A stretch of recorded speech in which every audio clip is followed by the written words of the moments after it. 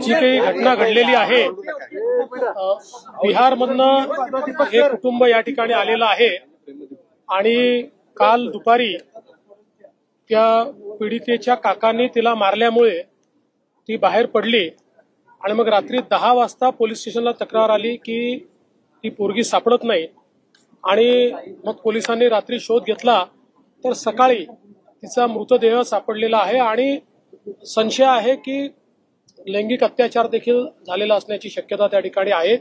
त्या संदर्भात पोलिसांनी तात्काळ कारवाई सुरू केली आहे। काही संशयितांना त्या ठिकाणी पकडलेलं आहे आणि त्यांची चौकशी चाललेली आहे। कुठल्याही परिस्थितीत या संपूर्ण घटनेच्या तळाशी जाऊन जो काही त्या ठिकाणी आरोपी असतील त्या आरोपींना कठोरतम शिक्षा केली जाईल आणि हा जो काही बिहारचा परिवार आहे त्या परिवारालाही योग्य ती मदत केली जाईल।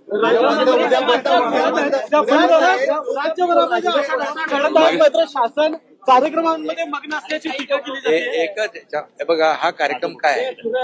हा कार्यक्रम काय पुण्याचा या लाडक्या बहिणींना, आमच्या बहिणींना एक त्यांना आधार देण्याचा कार्यक्रम आहे आणि याच्यामध्ये बहिणी स्वतः उपस्थित राहतात। त्यामुळे विरोधकांना ही जी योजनाच आहे ही योजना त्यांच्या पायाखालची वाळू सरकणारी आहे।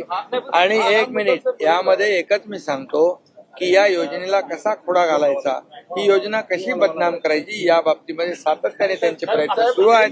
आणि म्हणून जे आंदोलन बदलापूरमध्ये झालं ते आंदोलनाची पार्श्वभूमी पाहिल्यानंतर एखादा आंदोलन होतं सुरुवात आणि स्वतः स्वयंस्फूर्तीने होतं, तिथे लगेच मुख्यमंत्री माझी लाडकी बहीण योजनेचे बॅनर आले। त्यामध्ये ताबडतोब त्या ठिकाणी पोलिसांकडून माहिती घेतल्यानंतर पूर्णपणे या लाडक्या बहिणीचे